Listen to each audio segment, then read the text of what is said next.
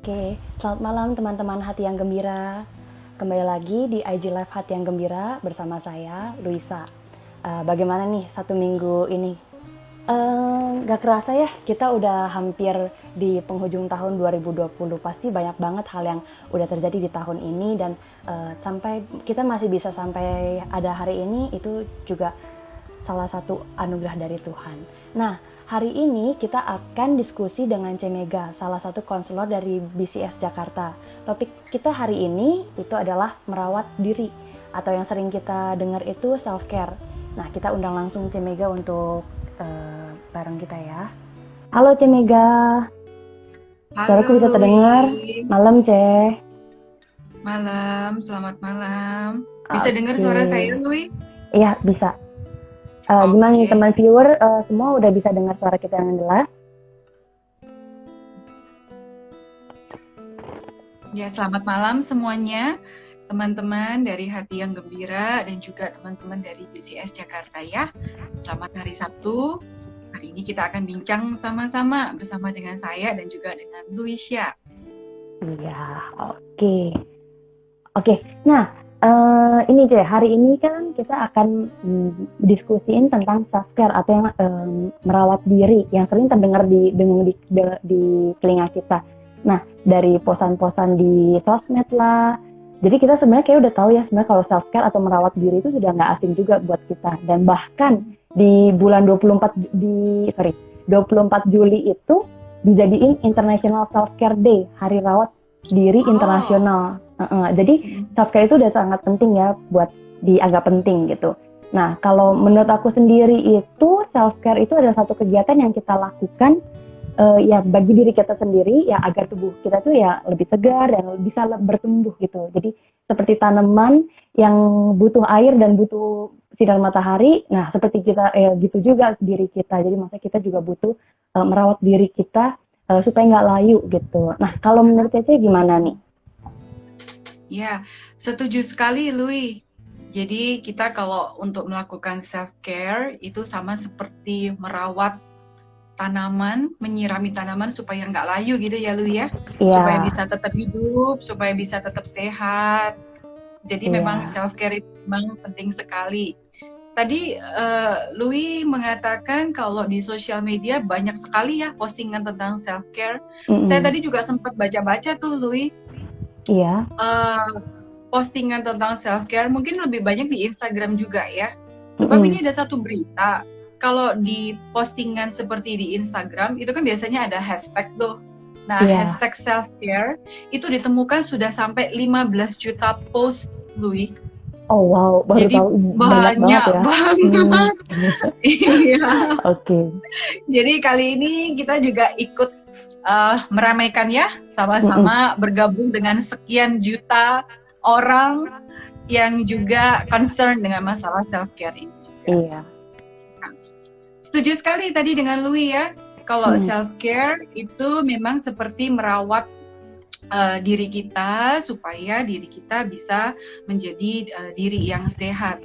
Jadi self-care itu memang hal-hal yang kita lakukan dengan sengaja sehingga tubuh kita bisa menjadi tubuh yang sehat. Dan ini tentunya tidak hanya terbatas untuk hal yang fisik ya, tetapi untuk semua aspek.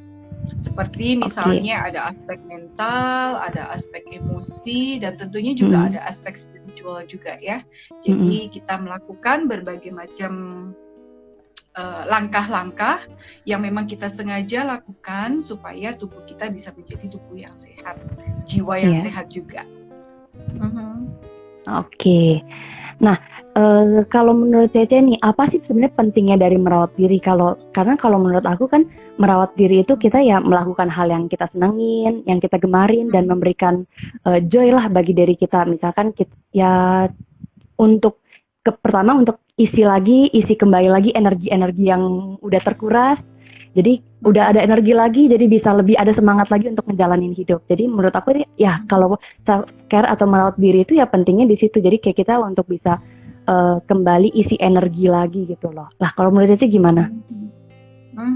Benar sekali, Lui.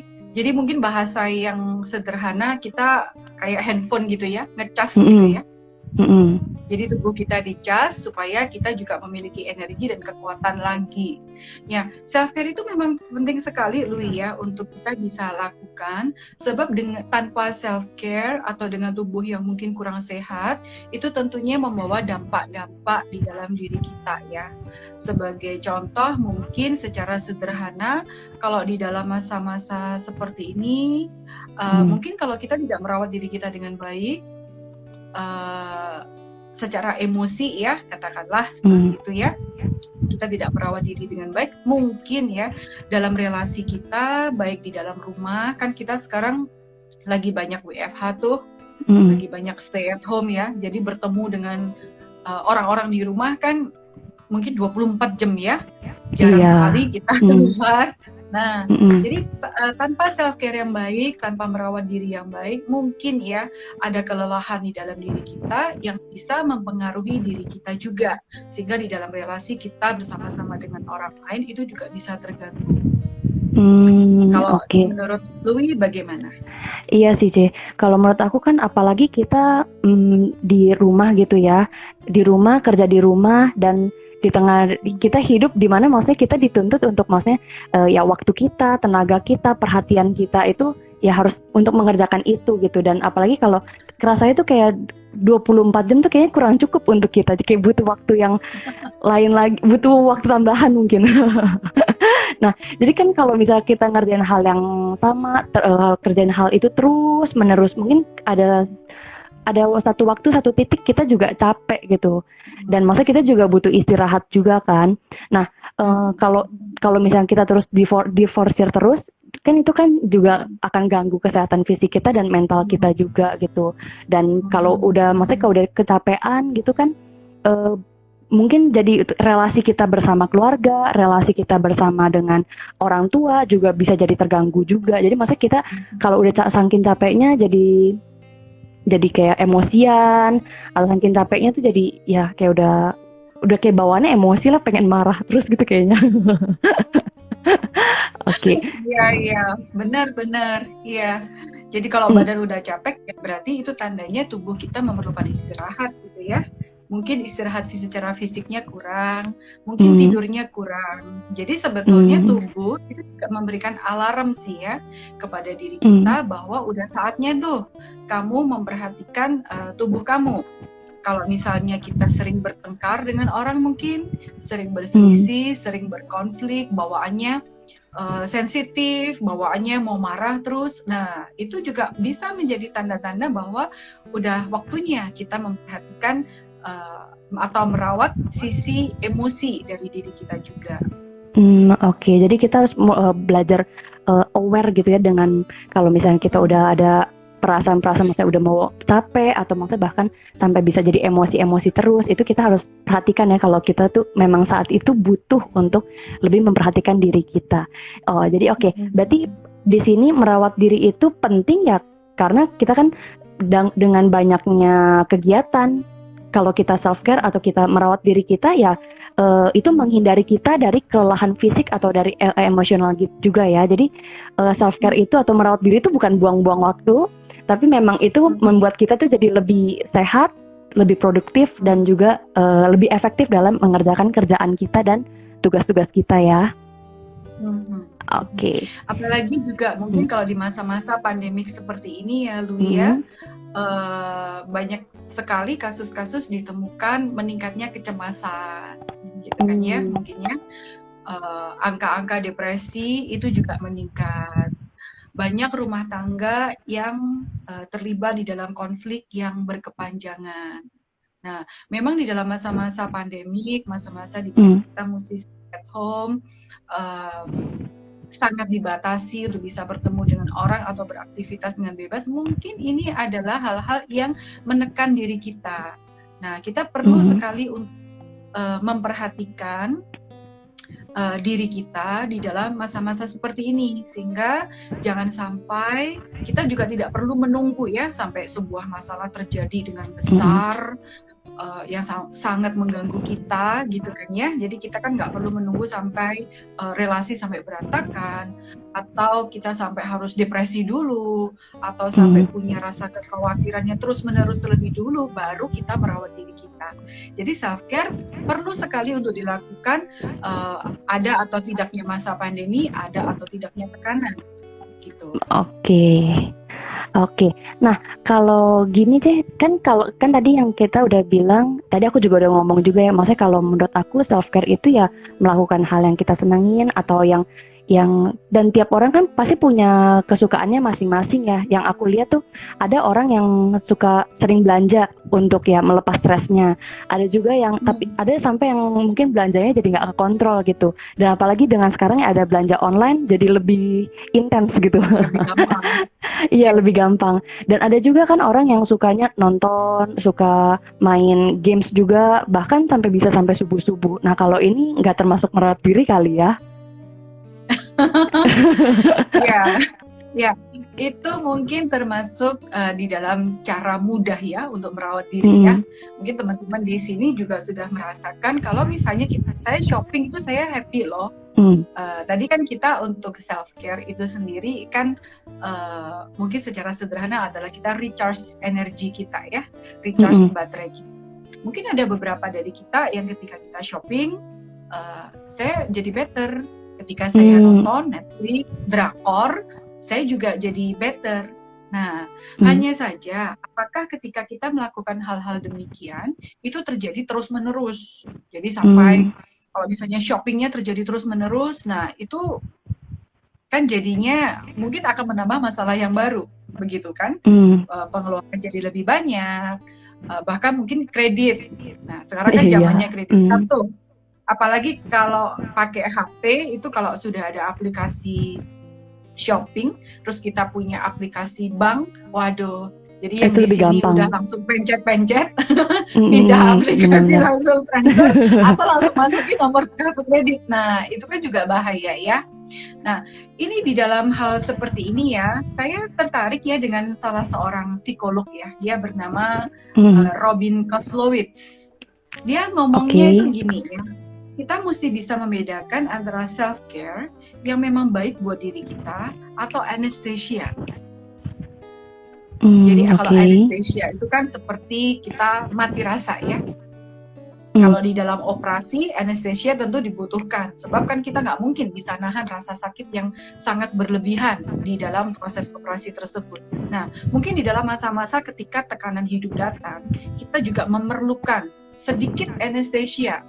Jadi kalau misalnya kita shopping sedikit-sedikit ya, nonton movie sedikit ya, 1 minggu mungkin sekali, 2 kali, atau kadang-kadang ada orang-orang yang suka makan coklat. Saya termasuk yang suka makan coklat, Louis. Makan coklat, itu bisa bikin happy juga. Hanya saja hal-hal demikian itu bersifat sementara ya. Itu bukanlah perawatan tubuh yang baik bagi diri kita. Dan itu hanya bisa mengalihkan rasa tertekan kita hanya sedikit, dalam waktu yang sedikit, dan juga di dalam porsi yang sedikit juga. Jadi teman-teman di sini perlu memperhatikan cara-cara self-care yang bisa dipakai di dalam kehidupan sehari-hari. Oke, berarti ya kita harus bisa bedain lah ya, dan boleh kita nonton, boleh kita belanja, tapi tetap harus dalam porsi yang benar dan jangan berlebihan juga ya. Oke. Ya, jadi mesti smart juga ya. Self-care itu kan berbicara tentang balance ya, balancing life. Tadi kita sudah banyak ngomong juga tentang beberapa aspek, kan ada aspek fisik, ada aspek mental, ada aspek spiritual. Jadi itu semua tujuannya adalah membuat hidup kita lebih seimbang. Jadi tidak berat sebelah begitu. Jadi kita ketika melakukan self-care, kita juga perlu mengambil langkah-langkah yang tepat, mengambil langkah-langkah yang smart juga, sehingga hasilnya itu juga bisa terjadi dengan maksimal juga. Oke, ya berarti kita harus lebih pinter-pinter lagi dalam cari cara untuk kita merawat diri. Dan ya kita harus tahulah porsi kita mengerjakan apa yang tepat gitu. Jangan sampai kita melakukan hal itu malah jadi bumerang buat diri kita sendiri ya. Oke. Ya, Nah, benar sekali. Nah, kalau tadi kan kita udah bahas nih, maksudnya apa sih itu merawat diri dan apa sih pentingnya? Nah, kalau menurut Cece nih, merawat diri yang baik itu tuh yang seperti apa sih? Oke. Nah, merawat diri itu tentu setiap orang berbeda-beda ya caranya ya. Jadi mungkin bagi satu orang cara merawat diri dengan cara A mungkin berbeda hasilnya dengan orang lain. Misalnya kira-kira seperti itu ya. Jadi untuk self care sendiri kuncinya adalah apakah hal demikian atau kegiatan yang kita lakukan itu memberikan kelegaan di dalam diri kita. Apakah itu bisa memberikan ketenangan di dalam diri kita? Apakah itu bisa memberikan dampak yang baik dalam diri kita? Nah, mungkin teman-teman di sini sudah banyak membaca juga ya tentang self care. Kita mungkin secara yang paling gampang adalah self care secara fisik. Kita sudah sering sekali mendengar ya, kalau self care secara fisik misalnya kita mesti makan makanan yang sehat, kita mesti berolahraga dengan teratur. Nah, hal-hal demikian itu baik ya, tetapi makanan yang sehat dan juga olahraga yang teratur atau tidur yang cukup itu bisa dikatakan memang termasuk dalam self care. Itu adalah hal yang penting sekali ya untuk bisa kita lakukan, tetapi hal-hal demikian mungkin tidak banyak memberikan kita joy, kelegaan. Sebab yang tadi saya sebutkan tadi itu kan lebih banyak berbicara mengenai self maintenance. Benar nggak kira-kira? Iya. Jadi bagaimana kita mempertahankan diri kita gitu ya, memelihara diri kita. Kan makan, olahraga, tidur itu adalah hal-hal yang umum. Mau ada masalah atau enggak, kita tetap harus melakukan. Mau hidup ada kesusahan atau enggak, ada tekanan atau enggak, kita semua harus melakukan itu. Karena kita tahu benar bahwa hal-hal sedemikian itu memang baik sekali untuk kita kerjakan. Tapi self-care itu berbicara mungkin lebih secara spesifik ya, bagi setiap orang. Nah, sebagai contoh, kalau misalnya saya itu suka sekali anjing, Louis. Oh, oke. Wah. Ya, jadi kalau saya mainan anjing, kalau saya mainan sama anjing saya, itu saya tuh merasa lega banget loh. Jadi kalau misalnya banyak sekali pekerjaan, banyak sekali mungkin pikiran, pergumulan, begitu. Ketika saya main-main sama binatang peliharaan saya, ya anjing ya, saya secara spesifik saya sangat suka sama anjing saya. Anjing saya itu poodle, coklat, namanya Bruno. Itu membuat saya bermain-main cuma sebentar, 15 menit, 30 menit, itu sudah membuat saya happy sekali. Gitu ya, dan itu sudah cukup untuk merecharge energi saya untuk saya bisa kembali bekerja lagi dengan lebih efektif lagi juga. Nah, jadi teman-teman di sini perlu sekali untuk memikirkan hal-hal seperti apa yang kira-kira memang sangat efektif buat teman-teman. Sebab bagi saya merasa self care itu sifatnya personal ya bagi setiap orang. Kalau Louis sendiri gimana, Louis? Kamu kira-kira self-care apa yang paling efektif buat kamu? Yang kalau aku self-care yang paling efektif menurut aku tuh, ini yang aku baru-baru ini sih, baru-baru ini yang aku merasa, kayaknya aku nih harus melakukan ini.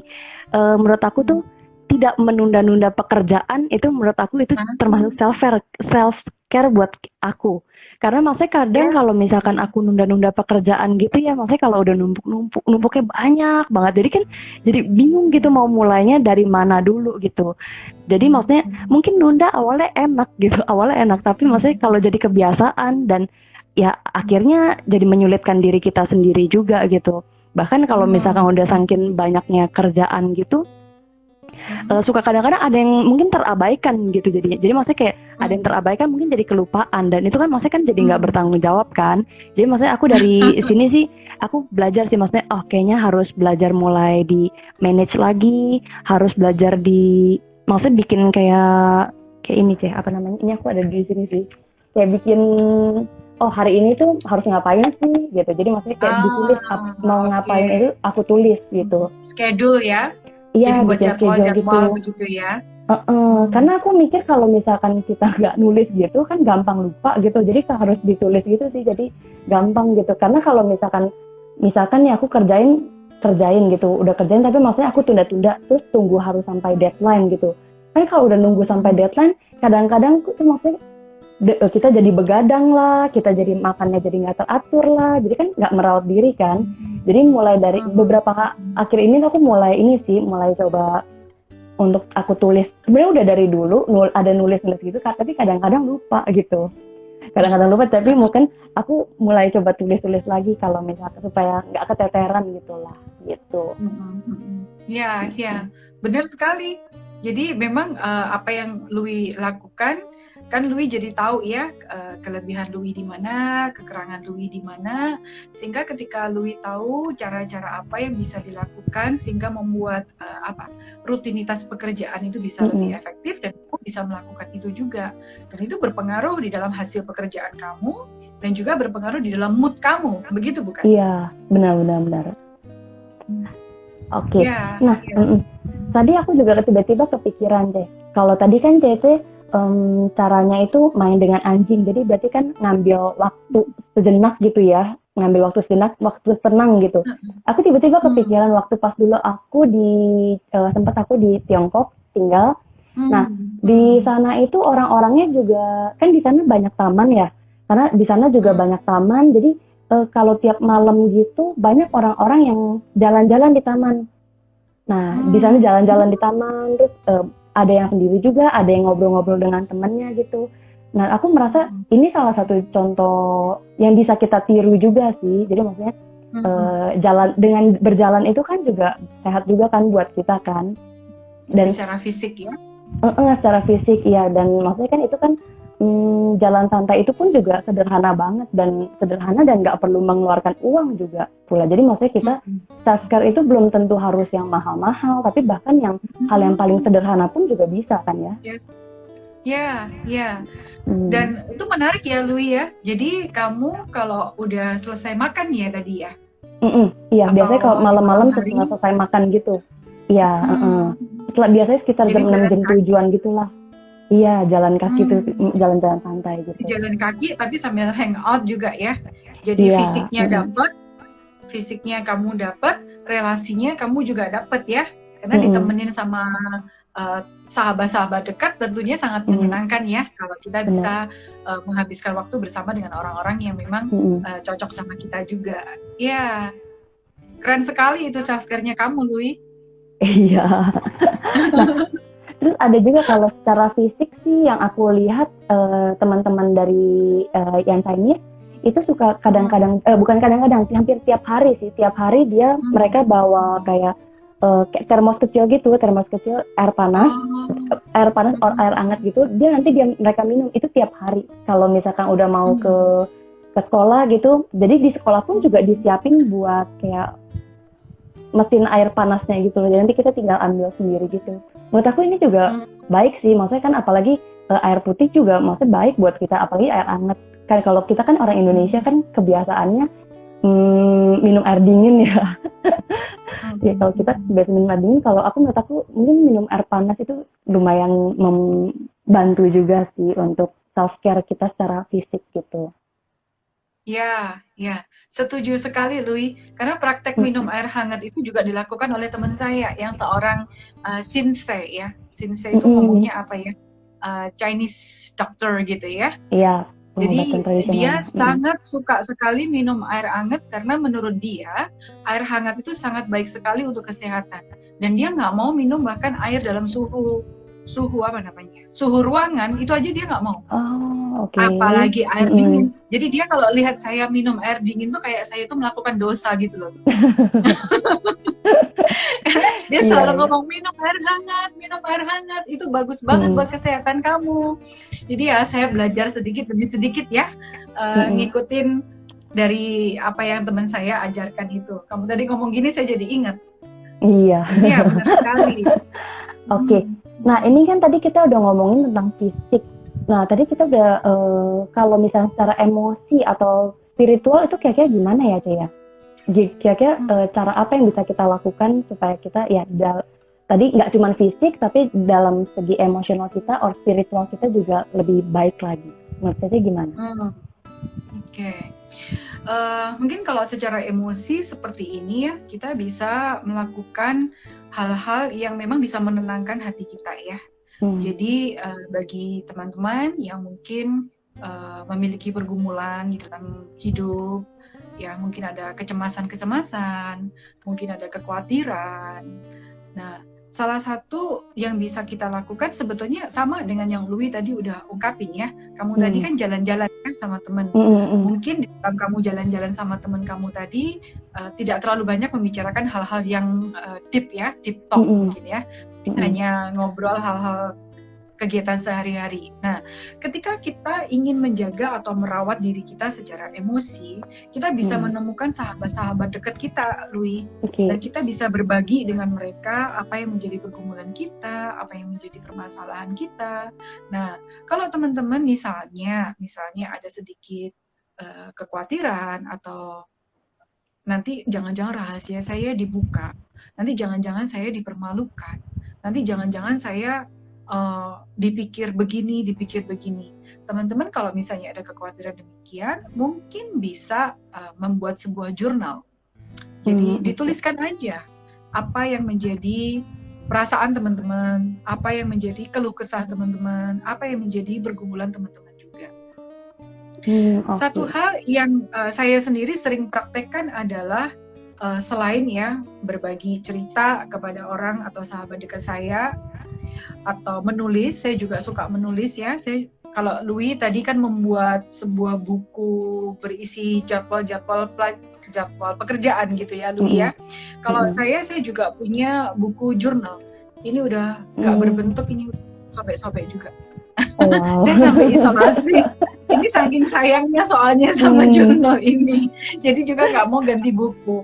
Saya juga melakukan jurnal juga ya bagi saya pribadi ketika saya mungkin sedang saat teduh, sedang membaca sebuah buku, sedang merenungkan satu hal, dua hal di dalam kehidupan saya juga banyak untuk menulis perasaan-perasaan saya, harapan-harapan saya, mungkin perasaan terdalam saya, kecemasan saya juga tulis dalam jurnal ini, dan kemudian saya mendoakannya. Jadi ini bisa dua arah ya, bisa secara emosi juga, secara spiritual juga. Kemudian ada praktek yang lain yang juga saat ini saya sering gunakan ya, saya sering terapkan, itu adalah menerapkan self-kindness. Louis juga self-kindness. Itu gimana? Jadi bersikap baik kepada diri kita sendiri. Mungkin dari tadi kita ngomongnya self itu kok kayaknya self-centered gitu ya. Egois. Sebetulnya sih enggak ya. Jadi gini, jadi kalau saya mempraktekkan self-kindness itu mungkin teman-teman di sini pernah nggak mendengarkan mengenai yang namanya self-talk gitu ya. Oke. Kita itu paling sering itu ngobrol itu sebetulnya sama siapa? Orang yang bareng-bareng sama kita dalam jangka waktu yang lama itu siapa? Kita sendiri. Diri kita sendiri bukan? Iya. Kalau sama teman mungkin hanya sehari 2 jam katakanlah, gitu ya. Tapi kalau sama diri kita sendiri, kita bareng-bareng sama diri kita sendiri itu 24 jam. Dan seringkali banyak sekali perkataan-perkataan yang tidak baik atau perkataan-perkataan yang negatif yang kita katakan kepada diri kita. Dan itu bisa merusak diri kita, Louis. Misalnya, kamu itu nggak cantik, kamu itu nggak pinter, ya, kamu kalau dibandingkan si A, kamu kalau dibandingkan si B, kamu kayaknya kurang keren deh. Atau misalnya di dalam satu hari itu kita sedang bekerja dan kita melakukan kesalahan. Kenapa tadi kamu ngomong kayak gitu? Kenapa kamu tadi melakukan seperti itu? Kenapa tadi kamu di meeting argue sama rekan di dalam meetingnya itu seperti itu? Nah, nanti bos kamu bakal berpikir apa? Kamu tuh bodoh banget. Kamu itu tadi nggak berpikir panjang, dan sebagainya. Ini tidak hanya terjadi dalam pekerjaan, mungkin dalam relasi rumah tangga, orang tua anak ya, mamah dan anak. Saya juga cukup sering ya mendengar bahwa mamah-mama itu juga cukup sering menghakimi dirinya sendiri. Saya itu kayaknya bukan mama yang baik. Saya tadi itu marah sama anak saya, dan sebagainya. Ya, marah di dalam porsi yang wajar, saya rasa juga cukup wajar ya. Asal tidak marah yang berlebih-lebihan. Nah, self kindness itu kita bisa praktekkan dengan mengasihi diri kita sendiri juga, bahwa oke, kamu berbuat salah, oke, kita meminta maaf, dan yuk bangkit lagi, besok kita akan menjadi pribadi yang lebih baik lagi. Kalau misalnya itu kita berbuat salah. Kalau misalnya kita sering mengatakan kepada diri kita sendiri, kamu itu nggak pinter. Nah, itu biasanya perkataan dari siapa? Seringkali kita membandingkan diri kita dengan orang lain, itu hanya ada dalam pikiran kita. Sementara orang lain mungkin berpikir bahwa kita itu sudah keren sekali, sudah pintar sekali, tapi seringkali kita mungkin juga punya standar-standar yang sangat tinggi ya, seharusnya. Nah, biasanya kata-kata yang sering keluar itu adalah seharusnya, aku bisa. Seharusnya, aku tadi melakukan ini. Seharusnya, dan sebagainya. Nah, perkataan-perkataan demikian kalau kita pelihara ya dalam pikiran kita, di dalam hidup kita sehari-hari juga, itu akan membuat kita kelelahan juga nggak sih? Iya. Kalau menurut lu gimana? Iya sih, Ceh. Maksudnya tadi yang Cece bilang, maksudnya kita harus belajar ada self-talk juga, memberikan masukan-masukan atau ngomong yang positif ke diri kita itu penting banget sih. Karena kita sering, maksudnya kalau aku sendiri mungkin ada juga sih beberapa waktu, makan kalau misalkan lagi salah ngomong, kok tadi ngomongnya gitu sih, kok aneh banget sih gitu. Jadi kayak nyalahin diri terus kerjaannya gitu. Padahal maksudnya it's okay, maksudnya salah, tapi maksudnya ya next time jangan melakukan hal itu lagi gitu loh. Maksudnya ya udah tahu salah, ya itu okay. Malah bagus kalau tahu salah kan, jadi kita belajar sesuatu juga dari kesalahan kita itu ya. Ya, belajar mengakui kesalahan dan kita belajar bangkit juga dari kesalahan itu juga. Dan itu akan membuat kita menjadikan diri kita pribadi yang lebih baik juga. Nah, itu juga termasuk salah satu bagian dari self-care. Jadi sebetulnya self-care itu luas sekali, Lui. Mungkin kalau kita ngomong di sini 30 menit juga nggak akan cukup ya. Karena meliputi berbagai aspek di dalam kehidupan kita. Ya, banyak sekali hal-hal yang bisa kita lakukan. Dan teman-teman memang saya mendorong ya untuk bisa mencari ya cara-cara yang bisa membuat teman-teman juga menjadi memiliki ketenangan di dalam kehidupan sehari-hari juga. Iya, oke. Wah, thank you banget nih Ceh hari ini. Maksudnya kembali lagi diingetin apa itu sih self-care, apa sih itu maksudnya merawat diri, dan apa sih sebenarnya pentingnya merawat diri bagi kita yang ya pertama itu ya menghindari kita dari kelelahan-kelelahan fisik atau emosi juga, dan itu kan jadi membuat diri kita kalau misalnya kita udah ada rasa tenang, udah ada damai sejahtera, jadi kita bisa lebih produktif lagi, lebih produktif dalam mengerjakan apa yang menjadi kerjaan tugas-tugas kita dan menjalani kehidupan kita ya. Iya, dan mungkin tidak hanya berhenti sampai kita di produktif ya, sebab saya merasa kita semua di sini sebagai manusia yang diciptakan oleh Tuhan, kita diciptakan oleh Tuhan juga untuk menjadi berkat buat orang lain.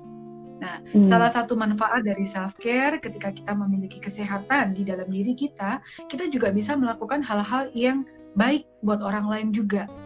Mungkin Lui pernah mendengar kalimat, kita tidak bisa menuang dari gelas yang kosong. Ya. Oke. Jadi kalau gelas kita kosong, kita sendiri merasa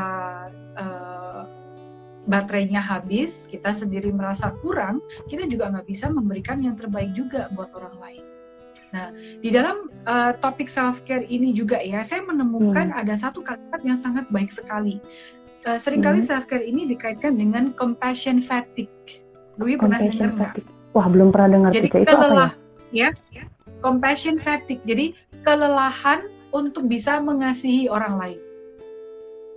Nah, ini kalau bagi saya ini sangat penting sekali ya untuk kita bisa perhatikan ya, karena memang ketika kita merasa lelah di dalam diri kita sehari-hari, baik itu fisik kita, mental kita, spiritual kita juga akan kesulitan mengasihi orang lain. Tadi di depan kita banyak ngomong tentang konflik dalam relasi juga ya, mungkin dalam relasi rumah tangga atau mungkin dalam relasi pekerjaan. Nah, itu merupakan ciri-ciri gitu ya, bahwa kita juga kelelahan untuk mengasihi orang lain. Kalau kita berkonflik kan kita sulit mengasihi ya.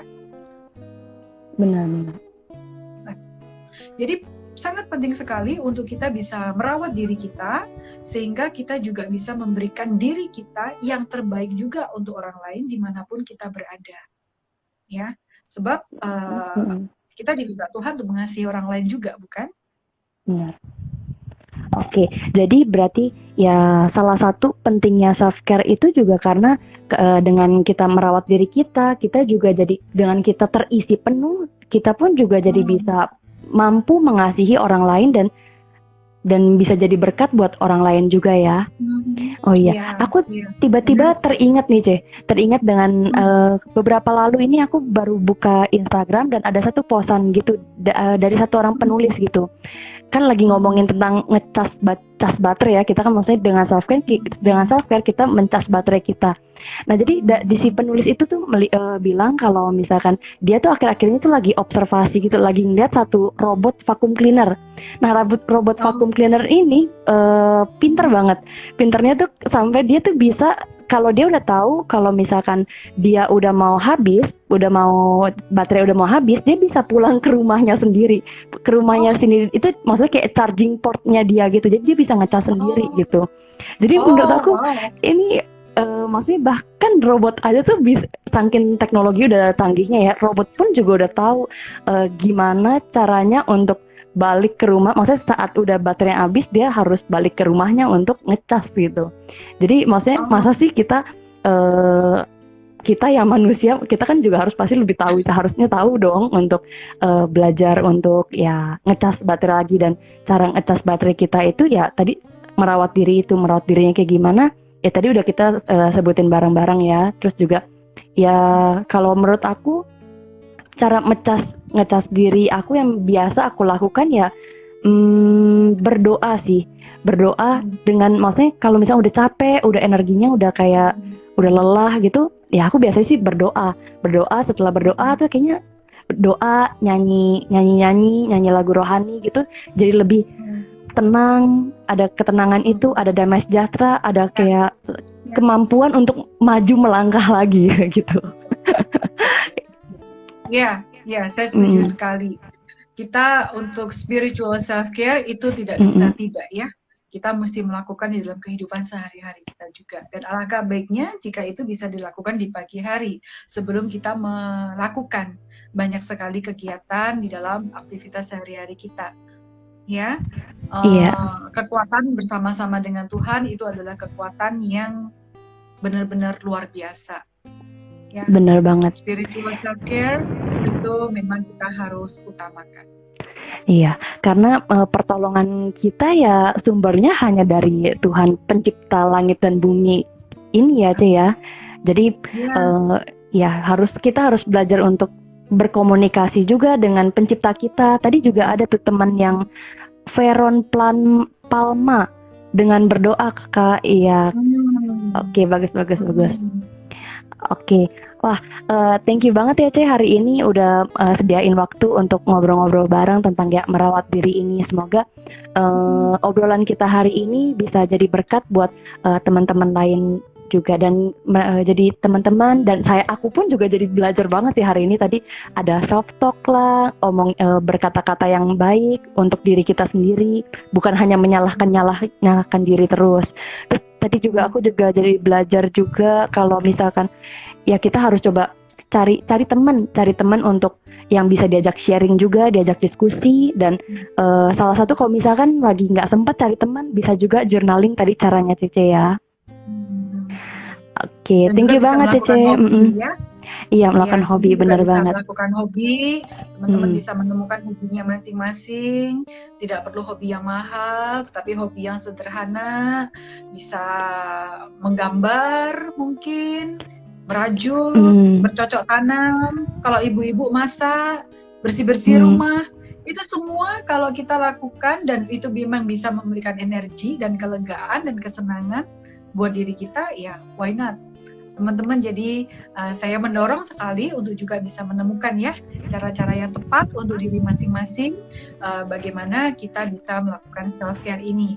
Dan tentunya jangan lupa untuk selalu berserah kepada Tuhan, karena Tuhanlah yang memiliki kehidupan kita dan Tuhanlah yang memiliki masa depan kita. Amin. Thank you banget Cece. Oh, ini Thank you. ada Valen Melody. Aduh, terlambat nontonnya. Oh, nggak apa-apa, tenang aja. Nanti kita ada bisa putar ulangnya lagi kok, bisa di IGTV-nya. Jadi kalau misalkan terlambat nonton, it's okay. Kita bisa nanti akan ada siaran ulangnya lagi. Oke, yaudah. Hari ini kita sampai sini dulu teman-teman. Aku Luisa dan Cemega dari BCS Jakarta. Kita berakhir sampai sini dulu ya. See you next week ya guys. Thank you. Ya.